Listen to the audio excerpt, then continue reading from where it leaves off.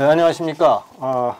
오늘은 6월 12일 미북 정상회담이 있은 지 이제 일주일 되는 날입니다. 그동안 미북 정상회담을 두고 평가에 대해서 다양한 의견들이 나왔는데, 특히 이제 독일에서 나온 미북 정상회담을 어떻게 평가한 것인가를 두고 이충구 박사님과 함께 그걸 다시 한번 짚어보고 우리가 어떤 자세를 취할 것인가 하는 내용을 설명드리도록 하겠습니다. 이충구 박사님은 뭐 이충구 TV에서 여러분 잘 아시겠지만 국제정치 해설을 가장 정확하게 그리고 많은 사람이 이해할 수 있게 쉽게 평가해 주시는 그런 유명한 국제정치 학자입니다. 오늘 나와주셔서 정말 감사합니다. 고맙습니다. 근데 어저께 그 독일에 이제 슈피겔지하면 뭐 전 세계가 다 아는 가장 그렇죠. 유명한 시사 주간지인데 거기서 이런 보도를 했어요. 트럼프 대통령이 국방부에 우주군 창설을 명령했거든요. 근데 그것은 이제 우리가 잘 알다시피 1983년 레이건 대통령의 SDI, 그 당시 우주 방위 전략과 그렇죠. 같은 맥을 갖게 되는데, 근데 이제 여기서 보도당 내용은 이 시기에 트럼프 대통령이 이제 우주군을 창설을 명령을 했는데, 그 상원에서는 오랫동안 이것은 공군에 편제시킬 것을 요구했는데, 이번에 이제 독립군이 됐죠. 독립군으로 육군이라고 나와 있는데, 그 편제가 어떻게 되죠, 미군이? 그러니까 이제 육군이라는 말을 지금 이제 나오고 그러는데 군이 6개라는 소리입니다. 그렇죠. 그 6개라는 소리인데 미국은 이제 해병대가 독립군으로 돼 있어가지고 지금 현재 4군이라고 그럽니다. 육군, 해군, 공군, 해병대. 4군에다가 우주군 그리고 사이버군을 또 새로 만듭니다. 그 우주군 만드는 건 이제 사인을 했죠, 트럼프가. 이제 사이버군은 아직 사인은 안 했는데 다 계획을 다 가지고 있습니다. 그러니까 다 만들면 이제 6개군이 되는 것이죠. 그렇죠. 그러면 트럼프 대통령이 이런 결단을 이 시기에 평화 운운하는 시기에 이런 결단을 내린 거 보면 단순한 부동산 업자가 아닌 거 아닌가요? 그러면 그리고 이거 우리가 이 의미를 정확히 알아야 되는데 우주군이라는 거가 지금 우리 박 박사 말씀하신 대로 1983년에 그 레이건 대통령이 이제 계획했던 건데 이게 왜 센세이션한 문제가 되냐 하면은 그 이전에 핵 전략은 미국하고 소련이 서로 쏘면은 서로 죽는 거가 돼 있었습니다. 그렇죠. 그걸 이제 MAD라고 그래요. Mutual Assured Destruction. 그러니까 어차피 누가 먼저 쏘도 다 죽기 때문에 우리는 전쟁을 못 한다라고 돼 있던 겁니다.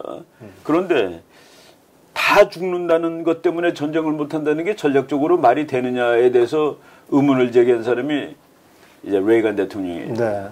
사는 방법을 강구해야지. 그래서 소련이 쏘더라도 미국은 그것을 우주에서 공격해가지고 소련 무기를 방어하겠다라는 거가 됩니다. 근데 이게 전략적으로 야단이 나는 거는 그러면 소련은 이제 무력해지고 미국은 핵을 마음대로 쓸 수 있는 거가 되는 거예요. 그렇죠. 그 이제 핵이 있는 나라가 서로 못 죽였는데 SDI가 나오면은 소련 거가 날라오면 미국이 다 죽일 수 있고 우주에서 컨트롤할 수 있다. 우주에서 다. 이거 방어가 된다는 소리예요. 그래서 Strategic Defense Initiative입니다. 전략 방어 구상. 그러니까 소련이 쏘는 거를 방어하면은 다 죽기 때문에 전쟁을 못 한다는 논리가 깨지잖아요. 그렇죠. 지금 다시 오는 겁니다. 근데 그 당시 그래서 어쨌든 당시 소련의 고르바초프는 그렇죠. 당시에 뭐 소련 체제가 붕괴된 이유 중에 하나도 결국은 이런 국방 예산을 감당하지 못해서 그 이유를 찾는 것도 있는데 결국 고르바초프는 결국은 글라스노스 페레스트로이카로 정책을 좀 바꾸지 않았습니까? 그렇죠. 그 이후에 이제 SDI가 중단됐다고 나오는데 그렇죠. 이제 소련이 무너졌으니까 SDI라는 구상 자체가 불필요한 거죠. 서로 전쟁할 염려가 없어졌으니까. 근데 이제 다시 우주군에 대한 언급을 한 거 보면 이제 그 타켓은 소련이 아니고 이제는 중국이라는 얘기인가요? 그 이제 이거 우주군이 이제 구체적으로 뭐 이제 나오겠지만은 우주군이 나올 경우에 미국이 핵무기도 독점하는 체제나 마찬가지가 됩니다. 그렇겠죠. 지난번에 SDI 구상이 그 모든 그 대륙간 탄도미사일은 우주로 나가야 되거든요. 우주. 그 북한이 미국까지 가는 거가 우주로 나갔다가 들어올 때 그 기술이 되느냐 마느냐 그게 문제인데 우주로 나와 있을 때 다 격추를 시킬 수 있다는 뜻입니다. 우주에서. 네네. 그래서 그 미국이 우주군을 만들면은 북한 핵이 있어도 아마 다 막을 수 있을 거예요. 아, 그렇군요. 그러면 이게 만약에 실행에 옮겨진다면 뭐 압도적인. 그렇죠. 미국 혼자 그 지금 트럼프가 그랬잖아요. 우주까지 미국이 장악을 해야 된다고. 그렇죠. 이 얘기를 여러 번 했습니다. 근데 이번에 그래요? 이제 사인을 했죠. 아예 이제 법이 된 겁니다. 네. 예. 그래서 뭐 미국은 자국의 안보를 위해서 단순히 우주 개발에 참여하는 건 안 된다. 우주를 지배하지 않으면 우주를 안 된다라고 지배하는 거죠. 예. 이렇게 지금 보도가 돼 있거든요. 그렇죠. 어쨌든 뭐 이번에 이러한 결정을 보면 이것이 조만간에 실현될 수 있을 것이라는 여기에 생각이 대해서 만약 그 중국이 네. 미국하고 정말 핵으로 비슷한 나라라면은 격렬히 반대를 해야 될 겁니다. 네. 그 균형을 완전히 깨놓는 거거든요. 그 우리 둘이 서로 간에 내가 선제 공격을 하면은 이쪽에 다 죽는다. 또 이쪽에 선제 공격하면 다 죽는다. 그러면 전쟁 납니다. 네네. 급할 때 먼저 쏴야죠. 근데 먼저 쏴봤자 다 죽기 때문에 안 된다. 할 안 때는 된다가 됐는데 이제는 먼저 쏘면 내가 다 막는다. 그리고 내 거로 쏘면 넌 끝이야. 네. 가 되는 상황이 되는 겁니다. 네. 근데 이게 지금 이게 이제 슈피겔 보도에 의하면 이제 어저께거든요. 예. 그러면 도대체 지금 평화 무드 아닙니까? 그게 무슨 의미가 있을까요? 이게 평화 무드인데. 그 이제 트럼프가 그 2016년 대통령 선거 나왔을 때 그 책을 한 권 써가지고 국민들한테 전부 논아주다시피 한 책이 있어요. 네. 그 2015년 11월 무렵에 나온 책인데 책 제목이 크리플드 아메리카. 그 크리플이라는 거는 이제 그 불구가 된, 네. 불구자가 됐다는 뜻인데 거기에 미국은 군사력도 불구가 되고 경제력도 불구가 되고 세계적인 위신도 불구가 됐다 했는데 군사력 파트에 무슨 얘기가 나오냐면은 자기는 대통령이 되면 미국의 군사력을 너무나도 막강하게 만들어서 쓸 필요가 없게 하겠다.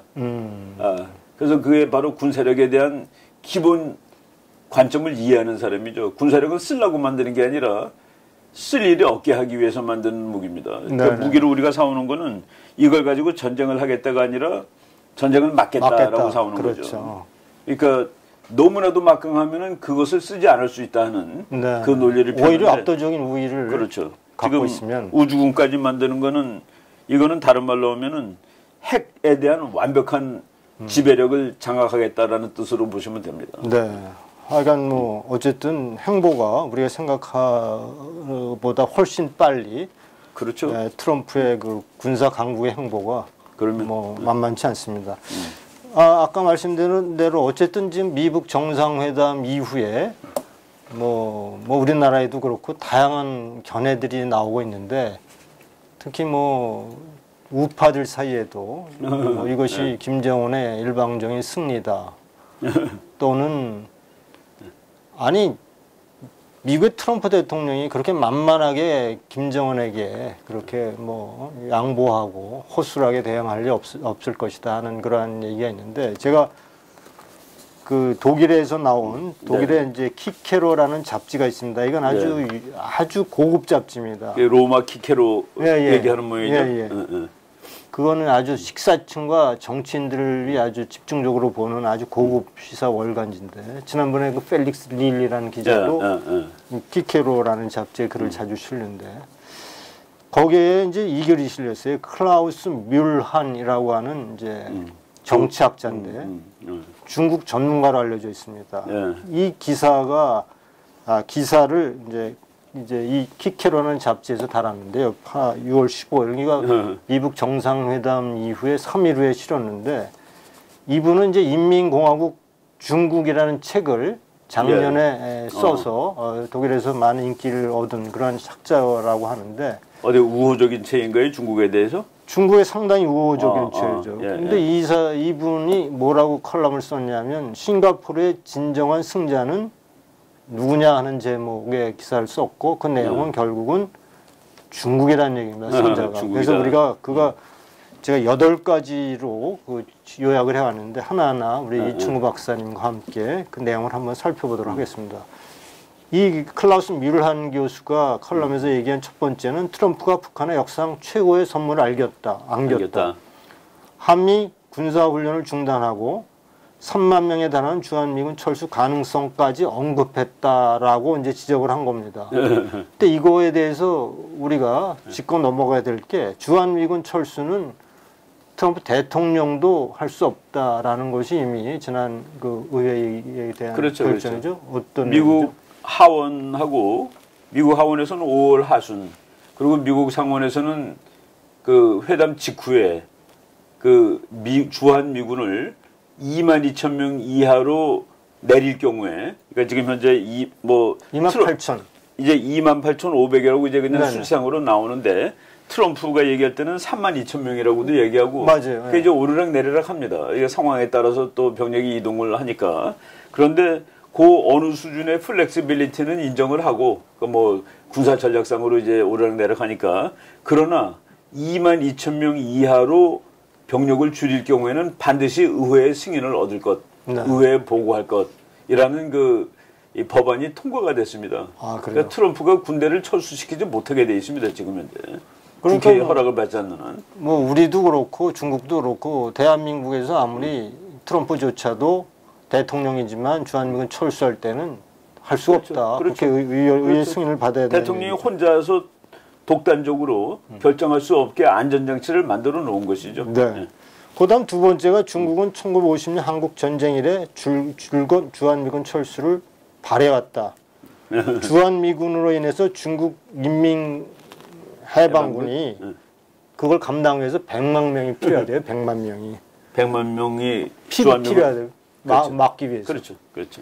중국 어떤 경우라도 압록강 국경에 맞대고 있는 미군과 대치 상황을 막으려 한다. 이러한 중국의 이해가 그렇죠. 이번 미국 정상으로 인해서 관철됐다. 결국 중국이 승리를 했다. 이런 보도인데요. 예.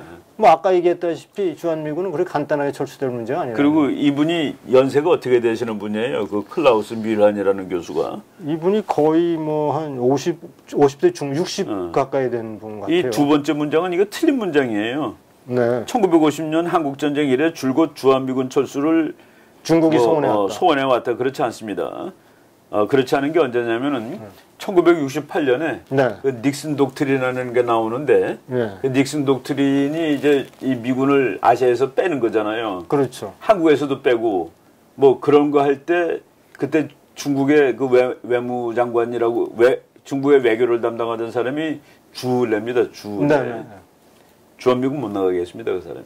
아 그래요? 네, 주한미군 못 나가게 한 거가 주한미군이 나가게 되면 한반도의 안정이 깨지고 안정이 깨져가지고 전쟁이 날 가능성이 높아지는 건 중국의 이익에 위배된다 그래가지고 오히려 주한미군 나가는 거를 중국이 반대한 겁니다. 아 그렇군요. 그래서 이 사람은 이 사람은 팩츄얼 에러예요, 이거는. 네네. 그리고 주한미군의 기능이 과거에는 뭐 우리 책에 보면 다 나와 있는 얘기입니다. 북한의 남침을 막고 한국의 북침도 막는 역할이라고 그랬습니다. 네. 그러니까 한반도 안정이 주한미군의 역할이에요. 중국을 견제하는 뭐 그런 건 물론 있지만은. 그래서 이렇게 단순하게 얘기하는 거는 틀리고 줄곳은 아니에요. 나가려고 그럴 때 좀 있으라고 얘기한 적도 있었다는 그 말입니다. 요건 뭐 팩트에 그렇죠. 차지 좀 그렇죠. 오해가 있는 것 같고. 주한미군이 무섭긴 무서운데 그렇지만은 때로는 그 미국하고 중국이 사이가 좋아가지고 둘이 힘을 합쳐서 소련을 붕괴시켰잖아요. 그렇죠, 그렇죠. 그런 면도 이제 그런 시대도 있었다는 것이죠. 근데 중국은 어떤 경우라도 압록강 국경을 맞대고 미군과 대치하는 상황을 막으려 한다. 이렇게 이제 얘기를 주장하는데 이거는 뭐 맞는 얘기죠. 주한미군 미군이 압록강까지 가 있는 건 정말로 중국한테는 불편하죠. 그렇죠. 이거는 뭐 정책으로 막는 걸 뭐 소원하고 있는 거는 사실입니다. 근데 이제 이런 가능성이 미군이 압록강, 그러니까 북한의 미군이 주둔할 가능성이 전혀 배제되지는 않죠. 어떻게 보면. 지금 이제 미국의 희망사항은 북한에 미군이 있다면 얼마나 좋을까겠죠. 그렇죠. 전략적으로. 중국은 북한에 미국이 있으면 결코 안 된다고. 결코 안 된다니까 당연히 미국은 거기가 있으면 얼마나 좋을까가 되는 것이죠. 근데 최근에 이제 우리가 그 지난번에 미북 정상회담 합의사항 1호가 조미 관계를 이제 개선 안 개선하고 되죠. 뭐 그렇게만 돼 있지만은 뭐 만약에 오히려 지금 남한은 네. 북한과 중국과 러시아에 가까워지려고 그러는데 김정은 오히려 미국과 바꿔주려고 그렇죠. 지금 아주 재미있는 현상이 벌어지고 있습니다. 미국이 보기에 대한민국이 한국하고 동맹국인데 야, 너 중국하고 너무 친한 것 같아.가 되는 것이죠. 그런데 우리가 그 알고 있듯이 북한하고 중국은 이렇게 사이가 좋은 나라는 아닙니다. 무지하게 사이 나빠요. 그렇죠. 심지어는 시진핑이 김정은이 죽여버리라는 얘기도 한 적이 있었고, 그리고 북한의 강건종합군관학교, 그게 이제 육군사관학교입니다, 우리나라 말로. 거기에다가 김정은이 그 플래카드를 붙여놨던 적이 있었는데, 거기에 김정은, 김정은이 중국은 배반자 우리의 적이라고 쓴 플래카드를 오랫동안 붙여놓고 그런 적도 있습니다. 그 두 나라의 관계가 우리가 아는 것처럼 이렇게 뭐 찰떡궁합의 관계 절대로 아니에요. 그리고 지정학적으로는 적이래야 맞는 것이죠. 그렇죠. 근데 이제 이념상으로 동지인데 지정학이 이념보다 더 강합니다. 국제정치 그 분석할 때는. 네. 그러니까 뭐 이익에 따라서는 뭐 김정은도 미국에 당연하죠. 미국과 이제 국교를 개선하고 미군도 지금 다만 문제가 미국하고 국교를 개선한 다음에 김정은 정권 그 1인 독재 수령 지배 체제가 민주국가의 그 본산인 미국하고도 수교한다음에도 버틸 수가 있느냐는 이제 그건 자기 숙제죠. 자기 숙제죠. 3번 미국 정상회담으로 트럼프는 북한을 정상국가로 인정한 것은 물론 중국이 남북한 양국의 막강한 영향력을 행사하는 주도 국가임을 인정했다 이런 얘기인데요. 이 사람 좀 그런데 아니 지금 북한하고 미국하고 1대1로 직접 통하게 된 상황에서 이게 무슨 어떤 의미가 있는 말입니까? 미국이 북한하고 직거래를 하는 상황을 만들었는데 여기서 뭐 중국이 남북한 양국의 막강한 영향력 오히려 지금 미북 정상회담에 중국이 아웃돼 있는 상황이나 마찬가지였잖아요. 그렇죠. 그러니까 계속 불러대니까 트럼프가 기분 대단히 나쁘다라고 노골적으로 얘기했고 이제 김정은이 두 번째 중국을 갔다 온 다음에 미북 정상회담 안 한다라고 잠깐 그랬잖아요. 그렇죠. 그래서 5월 22일 날 한국 대통령이 이 백악관 방문했을 때 트럼프가 물어봤습니다. 김정은이 중국 갔다 오더니만은 갑자기 이 미북 대화 안 하려고 그런다고. 그러면서 자기 거기 기분 나쁘다라고 영어로 아예 I don't like it. 나 이거 기분 그렇죠. 나쁘다고 아주 노골적으로 얘기를 했습니다. 네. 그래서 이거는 조금 좀 현상을 정확히 묘사한 거가 아니에요. 네. 미국은 북한하고 직거래를 텄습니다. 그리고 심지어 요새 나오는 말이 뭡니까? 전화 그냥 걸라고. 그렇죠. 김정은은 뭐 언제든지 나한테 직접 전화를 걸라고. 그게 중국이 아웃된 것이지 중국이 한반도 문제의 주도 국가가 됐다는 거가 어떻게 설명이 돼요, 이게? 그렇죠. 그 다음에 네 번째, 중국 지도부는 지금과 같이 북한의 고립과 대결 구도가 지속된다면 정권의 몰락은 불가피하다고 인식해왔다. 이건 뭐 맞는 얘기인데 그래서 정상회담에 나온 거 아니죠? 그렇죠. 뭐 그냥 놔두면 몰락하니까 살라고 나온 것이죠, 북한이. 그렇죠. 다섯 번째, 중국은 이번 미북 정상회담을 통해 기대하지 않았던 행운을 잡았다. 북한이 비핵화 약속과 관련해서는 1992년까지 되돌아보게 보게 되지만 이행된 것은 없다. 이렇게 이제 얘기하고 있는데 이거는 조금 이제 보기에 따라 다른 분석도 되고 맞을 수도 있는데 1992년에 김일성이 살아있을 때입니다. 그렇죠. 제네바. 등소평이 김일성이 불러가지고 핵을 반드시 없애라라고 요구를 강력하게 했습니다. 그때가 이제 무슨 맥락이었냐 하면은 이제 한국에 와 있는 미군 핵을 뽑아달라고 중국이 요청을 한 거예요. 근데 미국이 우리가 핵을 철수하려면은 그럼 북한이 핵이 없어야 된다. 그래서 등소평이 김일성을보다 아주 다그쳤습니다. 반드시 없애라. 근데 미국 핵은 나갔죠, 사실은. 그렇죠, 나갔죠. 근데 북한은 안 나간 건데. 그런 의미에서. 그런 의미로 이제. 이해합니다. 그 다음 여섯 번째. 중국과 북한은 전략을 공유해왔고 이번에 트럼프 덕분에 목표를 이루게 되었다. 그러니까 이 트럼프 미북 정상회담 전에 아주 긴밀하게 중국과 북한이 협의를 하고 공동으로 대처했다라는 소식으로 들리는데 이것도 그냥 자기 아전인수격입니다. 이 사람이 무지무지하게 중국 쪽으로 이제 기울어진 사람 같은데 중국은 북한과 전략을 공유해 왔고 이것도 정확하게는 그렇지 않습니다. 네. 북한이 주체 사상이라는 것은 중국말을 안 듣겠다는 게 주체 사상이에요. 그 소련 말도 안 듣겠다는 그거 주체 사상입니다. 네. 공유하지 않습니다. 그 북한이 핵을 만든 가장 중요한 이유는 믿을 놈이 아무것도 없답니다. 그리고 1993년인가 그 한국하고 중국이 수교를 한 다음에 그때 김정일이 북한 핵과학자들 담아놓고서 봐라 말이야. 이제 믿을 거가 뭐 있냐. 핵밖에 없다라고 하고 다그친 거거든요. 그래서 전략을 공유해왔다는 아닙니다. 네. 상당히 갈등이 많았죠. 그리고 이번에 트럼프 때문에 목표를 이렇게 됐다 이것도 아니고. 그다음에 미국이 일본과 같은 동맹국을 소외시키고 동아시아 지역에서 미국의 전략을 포기하고 중국의 전략적 구도에 힘을 실어주게 되었다. 이렇게 얘기했는데 이게 지금 이 사람이 지금 이 상황을 지금 묘사를 잘 못하고 있는데 6월 12일 날 싱가포르에서 미국 정상회담을 하잖아요. 그렇죠.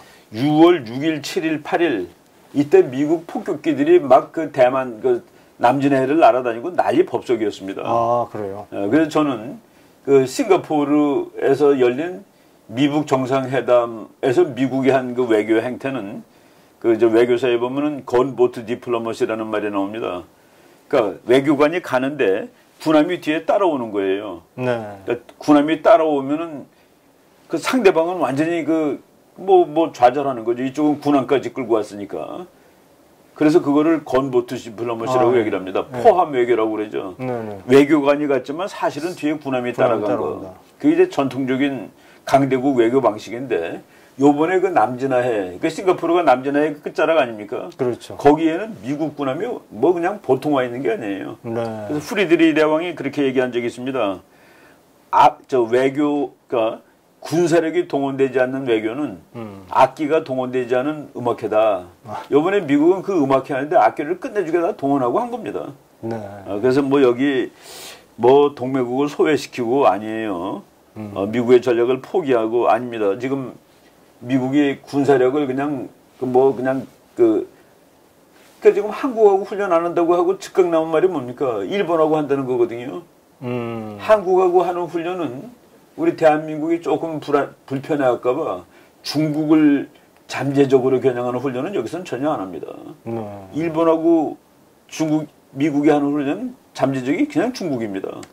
근데 한국 훈련은 안 한다고 그러고 일본과 훈련한다고 얘기한 그 의미를 이분이 잘 모르네요.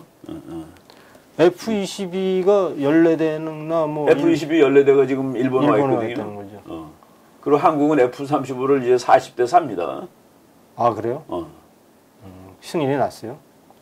이제 40대 다 사는 거라고 1호기는 지금 완성이 돼서 만들었어요. 그거 나올 때 우리나라 그 공군 그 관리자 가서 이제 1호기 나오는 그 기념식을 했죠. 아, 네네.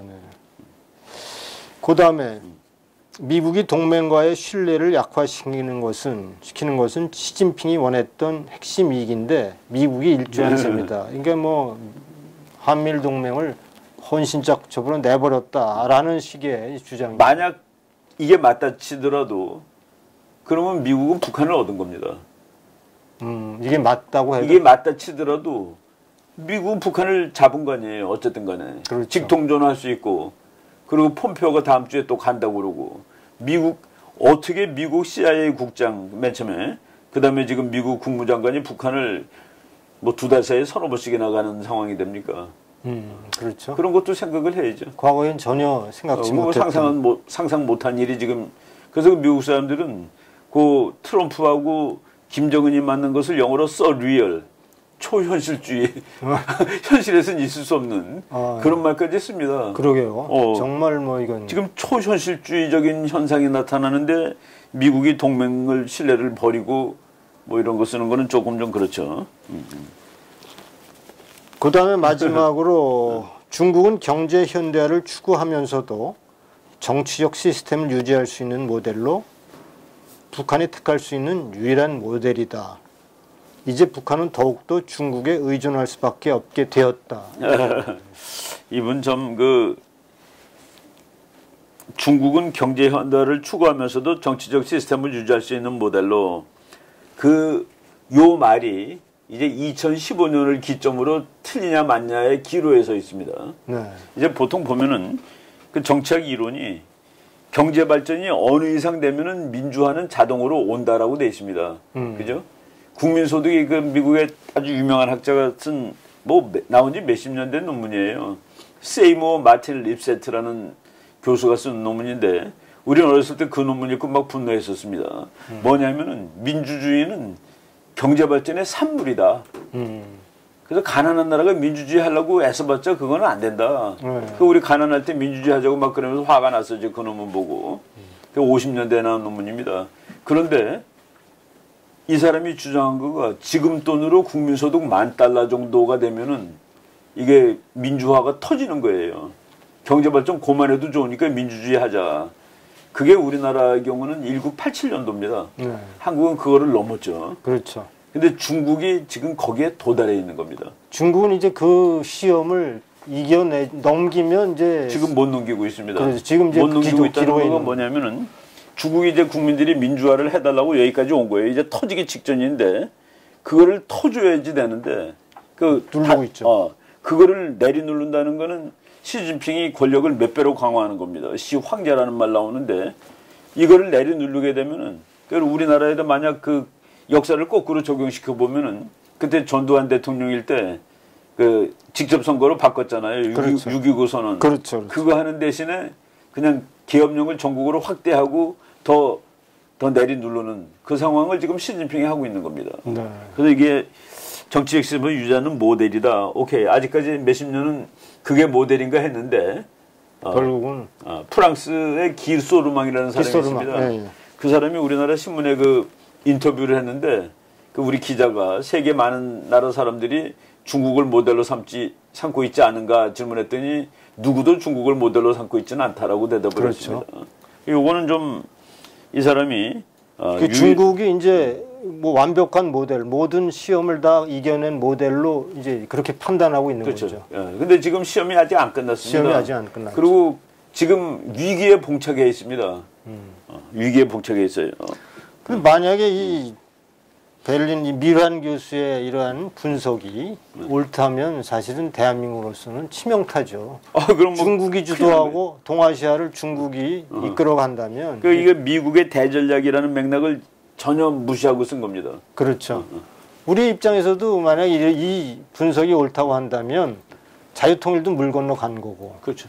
오히려 분단에 고착하는 물론 오히려 중국이 가지고 노는 중국의 그렇죠. 분단국가죠.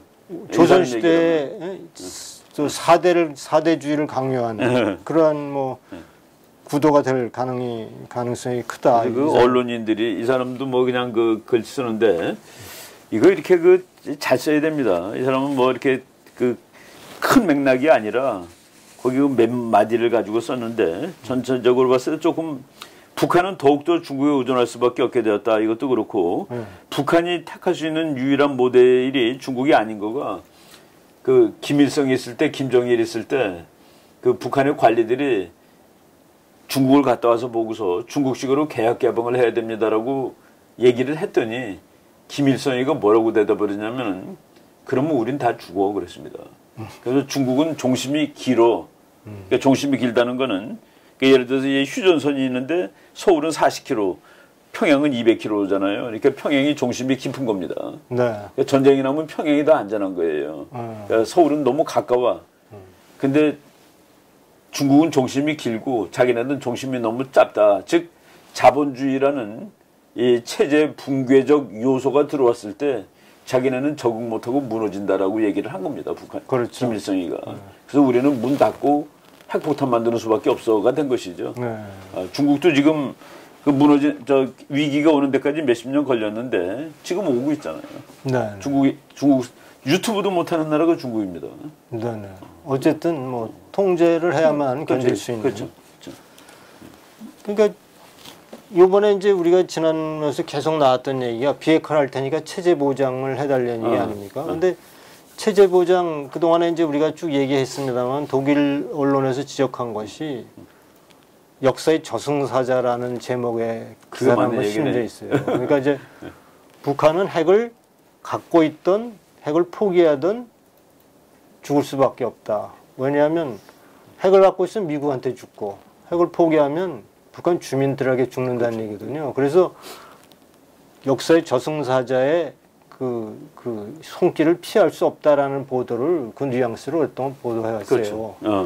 어디 이 같은 신문입니까? 아니요, 그건 전혀 다른 신문이죠.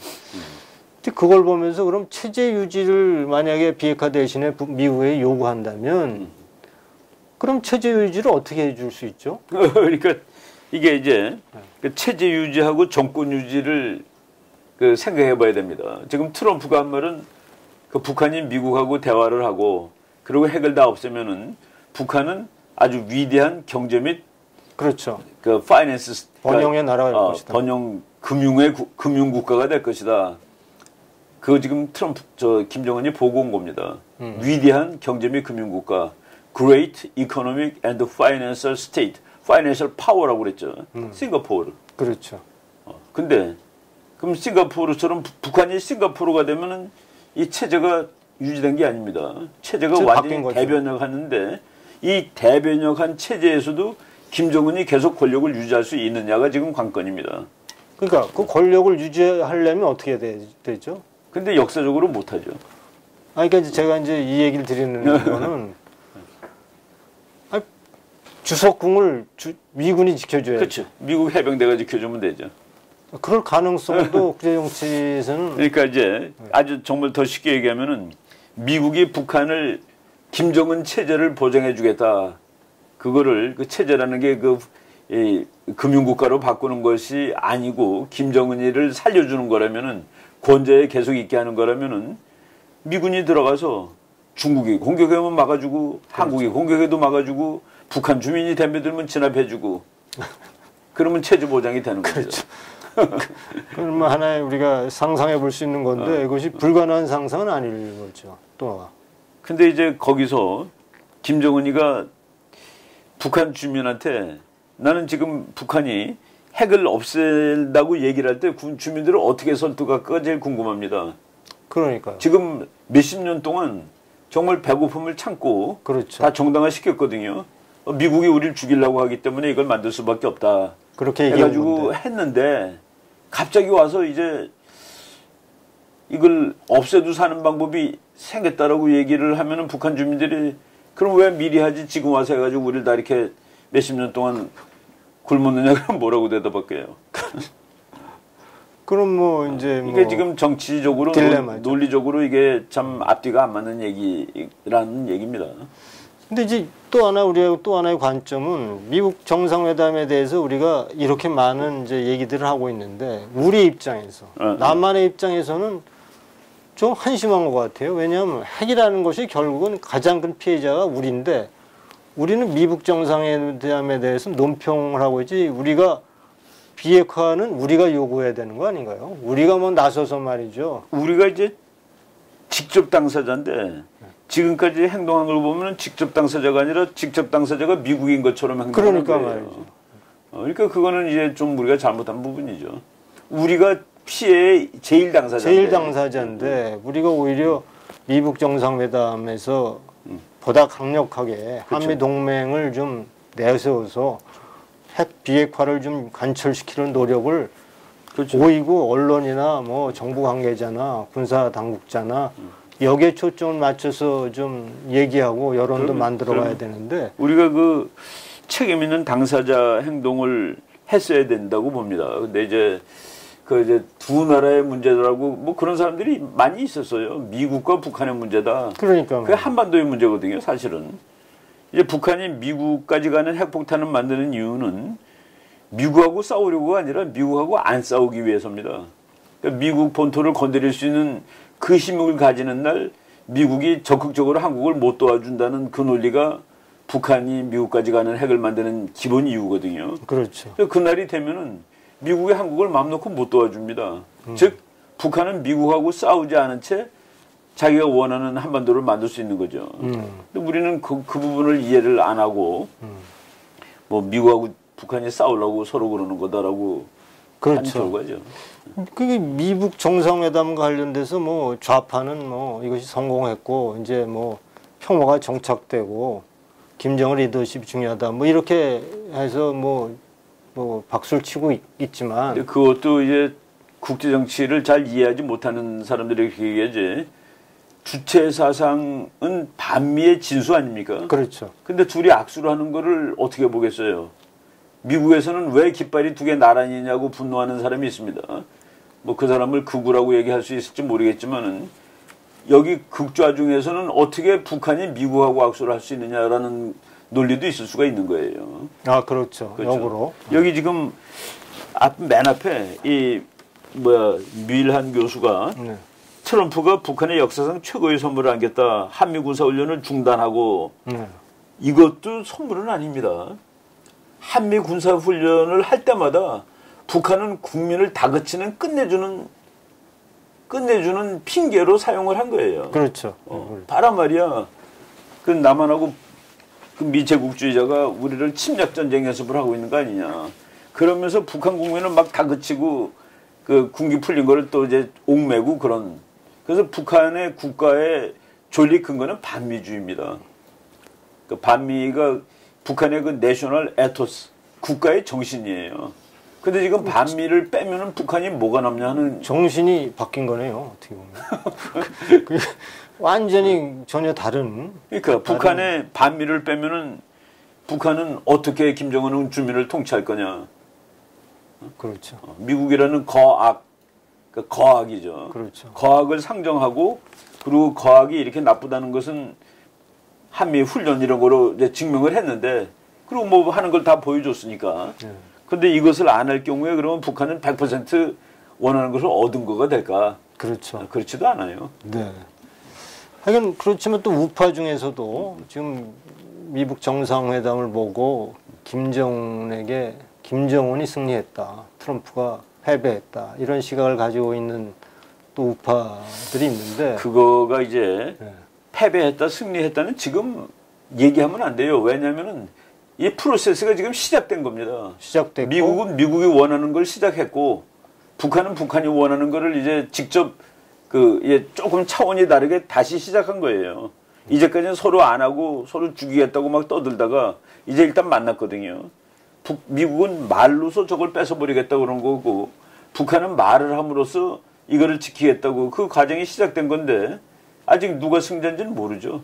그렇죠. 근데 지금 뭐 패했다, 승했다는 건 말이 안 되고 다만 우리가 이제 얘기할 수 있는 건 미국은 이런 전략 가지고 지금 북한하고 접근하고 있다. 그 전략이라는 것은 궁극적으로 중국으로부터 북한을 떼어내고 지편으로 만드는 거. 아, 그렇죠. 그거는 그건 맞잖아요. 그 중국은 가장 요충지인 북한을 잃고 그렇죠. 미국은 가장 미중 패권 경쟁의 요충지인 그게 북한을 결과로 나오면 미국이 이기는 거죠. 그렇죠. 그것이 결과로 나온다는 것을 전혀 그러니까 지금도 생각지도 않고 있다는 것은 뭐 전혀 좀 말이 안 되죠. 그리고 미국은 그걸 하려고 이 프로세스를 시작을 한 겁니다. 근데 다른 한편으로 과연 우리가 만약에 이렇게 우리 아베 총리를 보지 않습니까? 네. 그렇게 미국에게 굴욕을 당하고 트럼프에게 굴욕을 당하면서도 미국하고 친해지려고 노력하는 아베의 모습을 보면서 국제정치 어떤 강대국이 이끌어가는 정치의 또 비극이자 어쩔 수 없는 운명을 보게 되는데 최고의 나라하고 등을 돌려서 얻을 게 무엇이냐 반문하게 되고 그렇죠. 또 하나 그렇게 트럼프를 그래 몰아붙이면 우리가 대안은 있는 대안이 그죠. 어떤 대안이? 대안이 뭐냐 이거예요.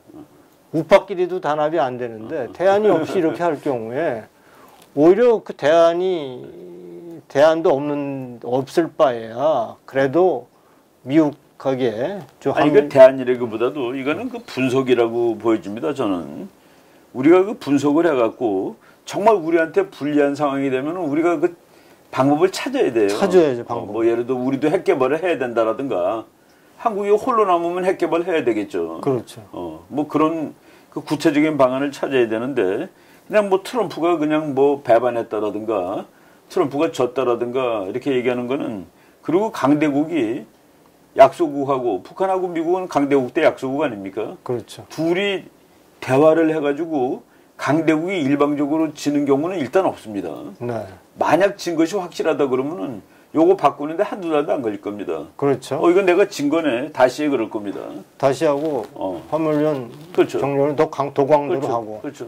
그래서 그 강대국, 그래서 국제 정치를 우리가 힘의 정치라고 얘기하는 거는 우리나라 그 많은 사람들이 얘기하듯이 김정은이 완성을 할 수가 없는 구조가 국제 정치의 그 권리 그렇죠. 구조예요. 네.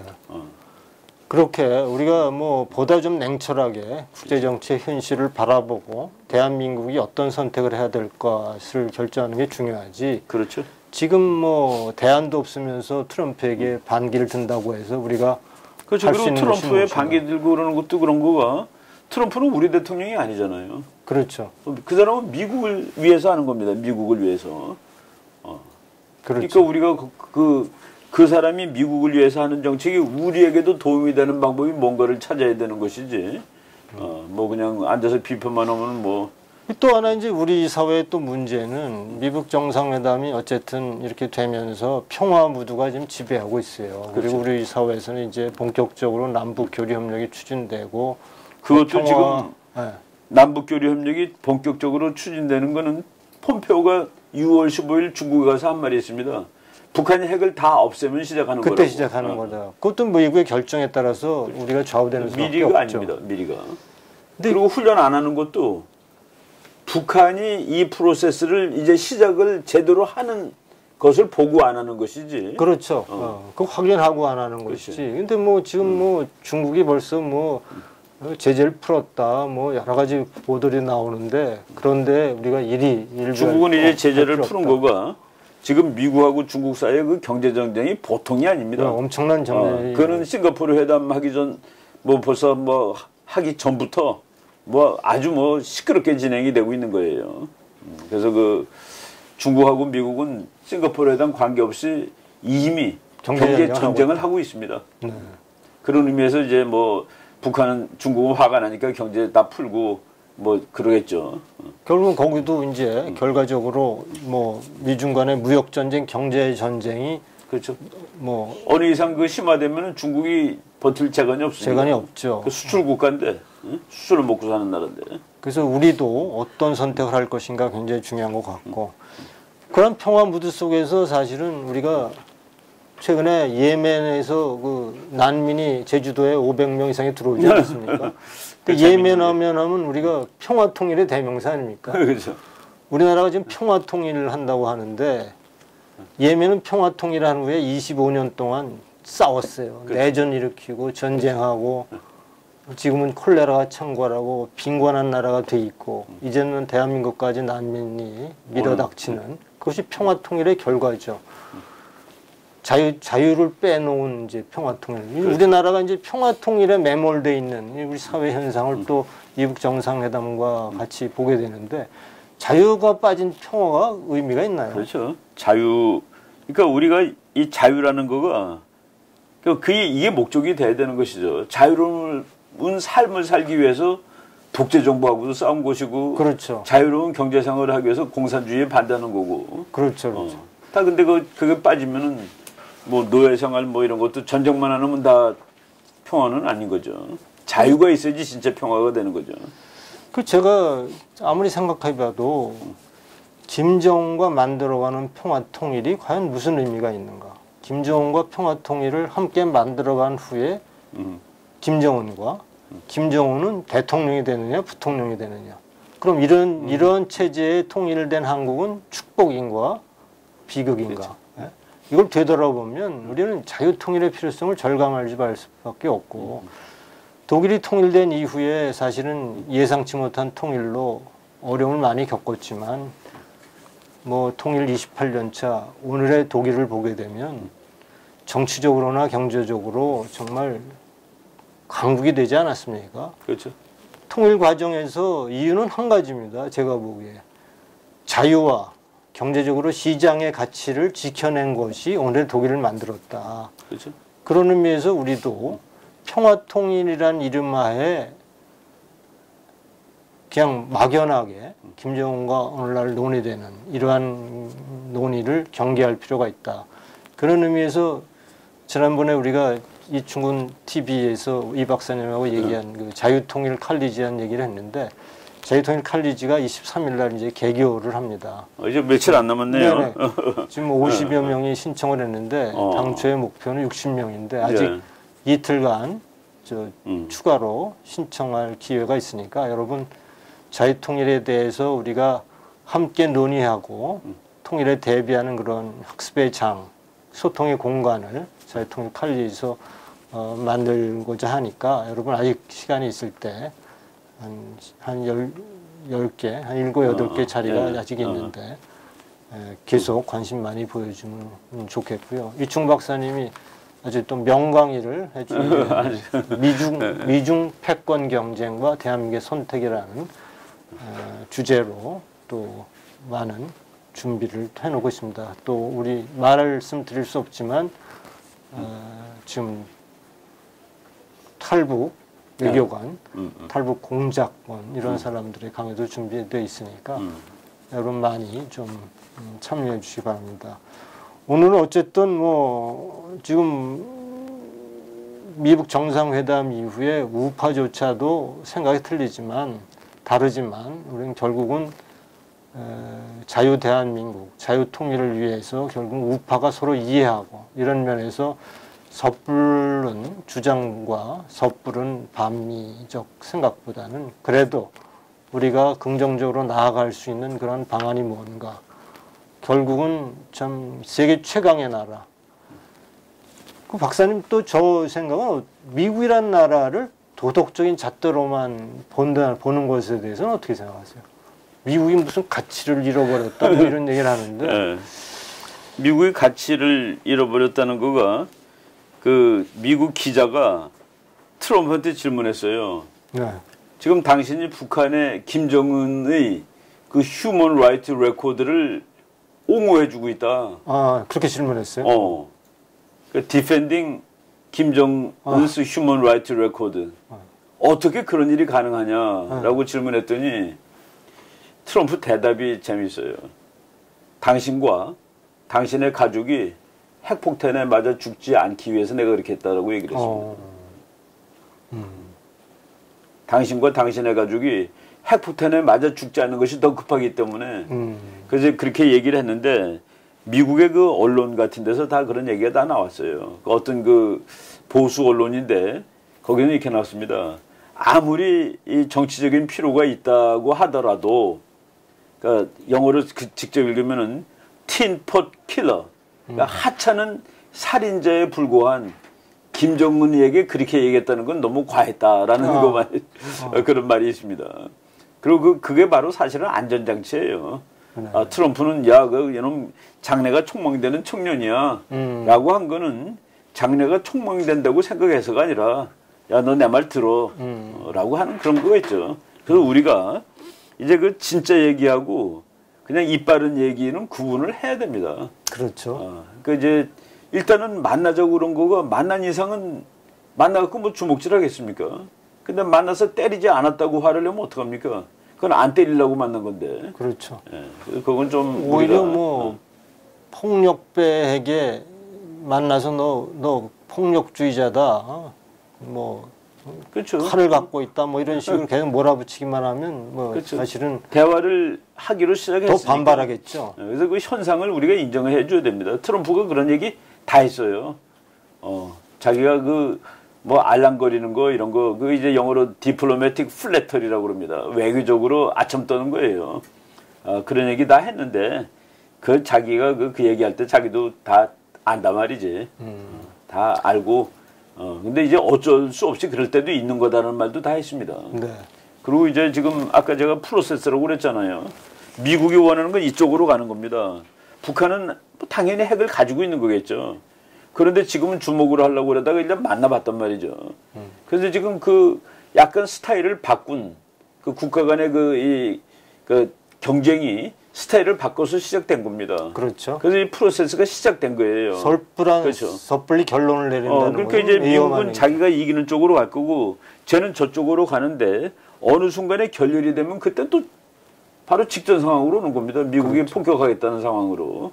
그렇죠. 그래서 그거는 지난 트럼프 대통령이 한국을 방문했을 때 우리 국회에서 연설한 것을 보면 트럼프 대통령의 역사 인식과 그리고 한미동맹, 한국에 대한 현대화 과정, 산업화 과정을 완전히 꿰고 있는 것을 그렇죠. 보고 사실 놀랐거든요.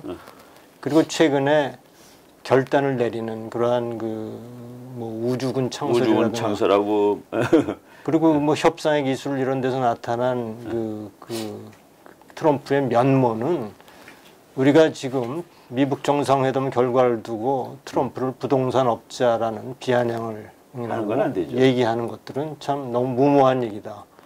정말 앞으로 이미 시작된 프로세스가 어떻게 결론이 날지는 그렇죠. 국제정치 그 여러 가지 상황이 있을 겁니다. 변수도 많고. 그렇죠. 시진핑이 그냥 또 오라고 그래서 갔잖아요. 그렇죠. 이런 것들이 다 변수죠 앞으로. 결국은 이 프로세스가 어떻게 결말이 될지 저는 이렇게 생각합니다. 그 프로세스 결말은 더 강한 힘을 가진 자가 이끌어가는 것으로 결말이 날 것이다. 이런 생각이 들고. 그게 이제 국제정치의 철칙입니다. 그렇죠. 그런 의미에서 이번에 미북 정상회담에 대해서 그렇게 우리가 섣불리 판단하고 그렇죠. 재단하는 것은 우리 지금 국가에게 결과 안 나왔습니다. 결과 그렇죠. 안 나온 거예요. 우리 국가에게도 좋지 않다 이렇게 생각이 됩니다. 오늘은 어쨌든 독일에서 발간된 이거 아주 분석 분석이지만은 이거에 대해서 우리가 중부 박사님 아주 정통한 국제정치 이론가이신 이 박사님을 모시고 함께 나눠봤고 그리고 앞으로 우리가 선택할 일이 어딘가에 대해서 함께 얘기해보는 시간을 가졌습니다. 오늘 귀한 시간 내주신 이충근 박사님께 다시 한번 감사드립니다. 예, 감사합니다. 고맙습니다. 예.